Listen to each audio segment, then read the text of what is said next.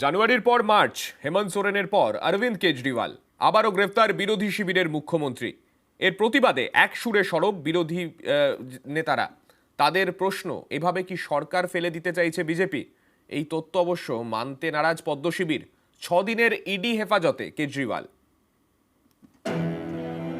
2 মাসেরও কম সময়, তার মধ্যেই 2 মুখ্যমন্ত্রী গ্রেফতার। 31শে জানুয়ারির পর 21শে মার্চ লোকসভা ভোটের আগে ফের এক বিরোধী শিবিরের মুখ্যমন্ত্রী গ্রেফতার। ঝাড়খণ্ডের হেমন্ত সোরেনের পর এবার গ্রেফতার দিল্লির অরবিন্দ কেজরিওয়াল।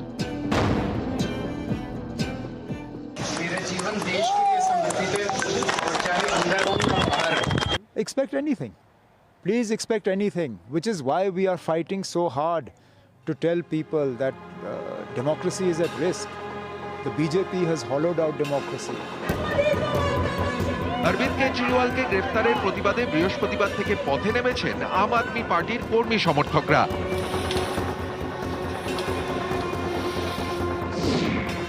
জমি দুর্নীতি মামলায় হেমন্ত সোরেনকে গ্রেফতার করেছিল ইডি। এবার সেই ইডির হাতেই আবগারি দুর্নীতি মামলায় গ্রেফতার দিল্লির মুখ্যমন্ত্রী। अरविंद केजरीवाल कोई एक शख्स का नाम ही नहीं है, एक विचारधारा का नाम है। एक केजरीवाल गिरफ्तार होगा तो लाखों केजरीवाल खड़े होंगे। বিরোধীদের দাবি, ভোটের মুখে এসবই বিজেপির চক্রান্ত। হেমন্ত সোরেন সোশ্যাল মিডিয়ায় লিখেছেন, শাসন ব্যবস্থা স্বৈরাচারে পরিণত হয়েছে। দেশের প্রতিটি কোণ নৃশংসতার সাক্ষী হয়ে উঠছে। কোটি কোটি মানুষের নেতৃত্ব দানকারী জননেতাদের গ্রেফতার করে সিংহাসনে বসতে চাইছে। দেশের আত্মমর্যাদা সম্পন্ন ও নির্ভীক জনগণ ঔদ্ধত্যের যোগ্য জবাব দেবেন। ইন্ডিয়া ঝুঁকেগা নেহি। हमने शुरू से स्पष्ट किया है कि अगर जरूरत पड़ेगी तो अरविंद केजरीवाल जी जेल से सरकार चलाएंगे। আবগারি মামলায় অনেকদিন ধরে ইডির আতশ কাচের তলায় কেজরিওয়াল। তারা 9 বার কেজরিওয়ালকে তলব করে, একবারও ইডির মুখোমুখি হননি দিল্লির মুখ্যমন্ত্রী। বুধবার তার আইনজীবী আদালতে জানান, গ্রেফতারির আশঙ্কাতে ইডির মুখোমুখি হচ্ছেন না কেজরিওয়াল। এ নিয়ে বৃহস্পতিবার ইডির বক্তব্য তলব করলেও গ্রেফতারিতে কোনো রক্ষা কবচ দেয়নি দিল্লি হাইকোর্ট। এর কয়েক ঘন্টার মধ্যেই দিল্লির মুখ্যমন্ত্রীর বাড়ি পৌঁছে যায় ইডির টিম। তারা যেভাবে প্রস্তুত হয়ে গিয়েছিল তাতে অনেকেই আঁচ করেছিলেন কেজরিওয়ালকে হয়তো গ্রেফতার করা হবে। তখন থেকেই কেজরিওয়ালের বাড়ির বাইরে বিক্ষোভ দেখাতে শুরু করেন আম আদমি পার্টির কর্মী সমর্থকরা। এরই মধ্যে বৃহস্পতিবার রাতেই শুনানি চেয়ে সুপ্রিম কোর্টের দ্বারস্থ হয় আপ, কিন্তু তা হয়নি।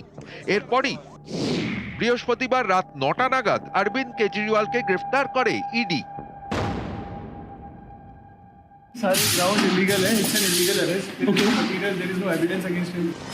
আবগারি দুর্নীতি মামলা, এই মামলায় গ্রেফতার দিল্লির মুখ্যমন্ত্রী। এই একই মামলায় এর আগে দিল্লির উপমুখ্যমন্ত্রীকে গ্রেফতার করে সিবিআই। গ্রেফতারির শুরু 2022 থেকে। 2022-এর নভেম্বরে প্রথম গ্রেফতার আপ নেতা বিজয় নায়ার। 2023-এর 26শে ফেব্রুয়ারি দিল্লির উপমুখ্যমন্ত্রী মনীষ সিসোদিয়াকে গ্রেফতার করে সিবিআই। 23শে অক্টোবরে আপের রাজ্যসভার সাংসদ সঞ্জয় সিংকে গ্রেফতার করে ইডি। এবার ইডির হাতে গ্রেফতার আম আদমি পার্টির প্রধান তথা দিল্লির মুখ্যমন্ত্রী।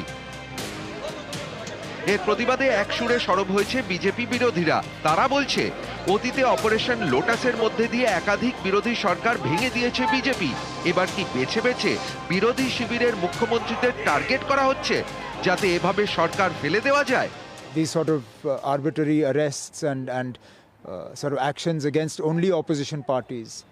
95% of the Enforcement Directorate cases today are against opposition political leaders.